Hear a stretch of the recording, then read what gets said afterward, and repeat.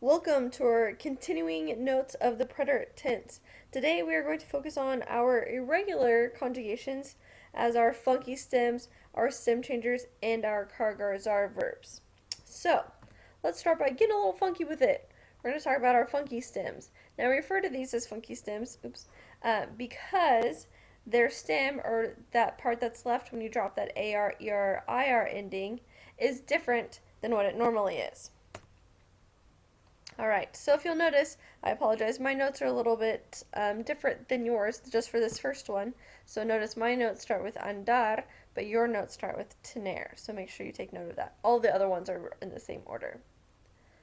But notice that anduv, tuv, and estuv, they're similar in their stems. And then poder, poner, and saber are also similar in their stems, their funky stems.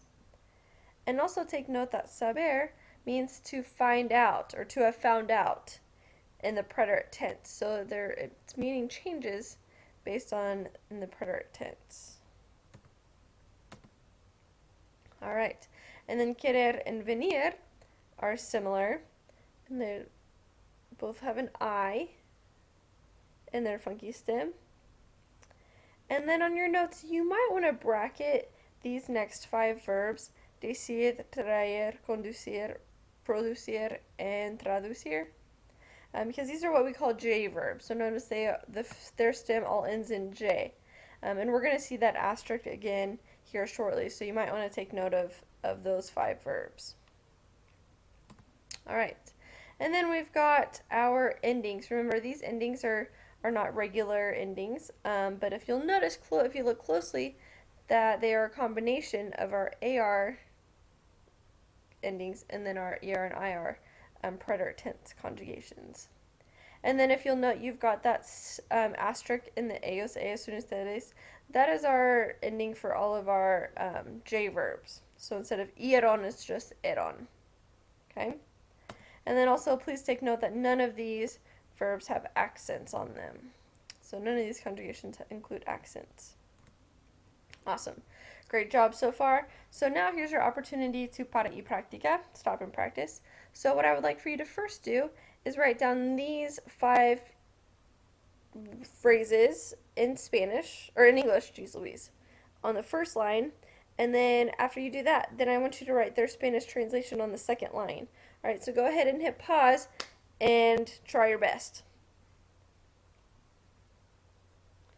Alright, let's see how you did. You found out. Supiste.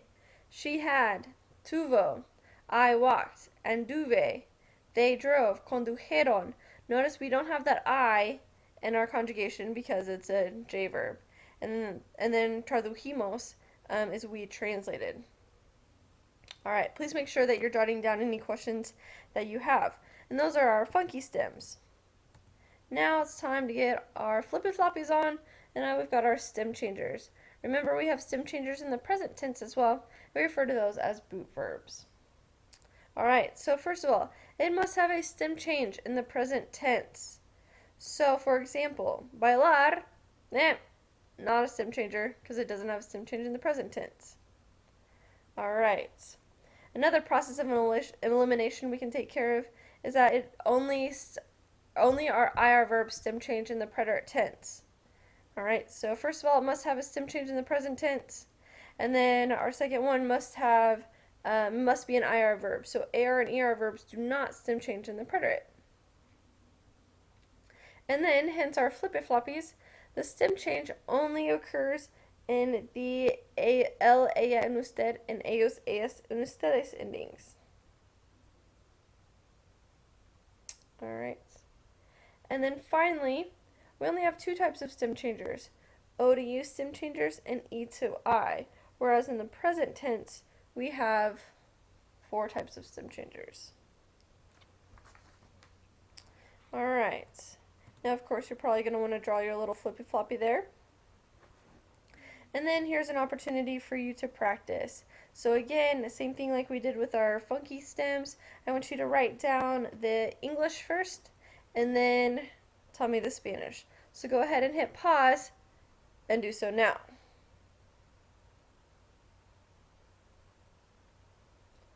Alright, let's check your answer. She preferred. Prefirió. Good. Excellent. Stem change because we're in the flippy floppy. We served. Servimos. No stem change because we're outside of the flippy floppy. They repeated. Repitieron. Stem change because we're in the flip flop. The team competed. Compitió. And then finally, Raúl slept. Durmió. Again, remember, these have follow our regular endings as our IR verbs. And we just have that minor stem change, minor spelling change in the flip-flop. Okay, and then we're going to talk about our car-gar zar verbs. So in the preterite, the verbs end in car-gar and zar are spelled differently only in the yo form. So only the yo form is different. So on your notes, it might be beneficial if you highlight or underline maybe the yo form. So the spelling change, we have the spelling change to maintain the same sound of the verb in that conjugation. All right. So verbs that end in car-gar zar are changed to QUE in the yo form. Notice there's an accent on that E, of course, still. So sacar, for example, would be saqué, sacaste, sacó, sacamos, sacasteis, and sacaron. Saqué, so we keep that same sound. JR verbs change to GUE with an accent in the yo form. For example, jugar, jugué, jugaste, jugó, jugamos, jugasteis, and jugaron. Alright. And then finally, our ZAR verbs change to CE in the yo form. So our example here is almorzar, almorcé, almorzaste, almorzó, almorzamos, almorzasteis, and almorzaron. Again, so we keep that same sound. Okay. You might want to take note of any words on your vocab list that end in car-gar or zar, because I think there are a couple on there. Alright. So, I would like for you to tell me what the yo form of these 5 verbs are.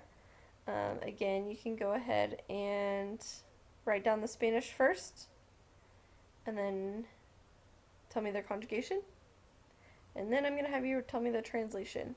So go ahead and hit pause, and let's see how you do.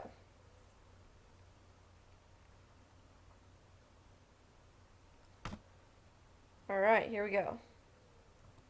Conjugation would be jugué, saqué, navegué, busqué, and expliqué. And then our English translation would be I played, I took out, I navigated, I looked for, and I explained. So those of your notes, when we're going to be, one of the things that's going to be different is we are going to be working with these 3 types of verbs interchangeably along with our regular verbs and our 5 irregular verbs. So it's going to be really important that you can be able to identify what verbs follow what rule, so we can start to be more fluid in our language use. Okay, please make sure you jot down any questions that you have, and I look forward to seeing you guys in class.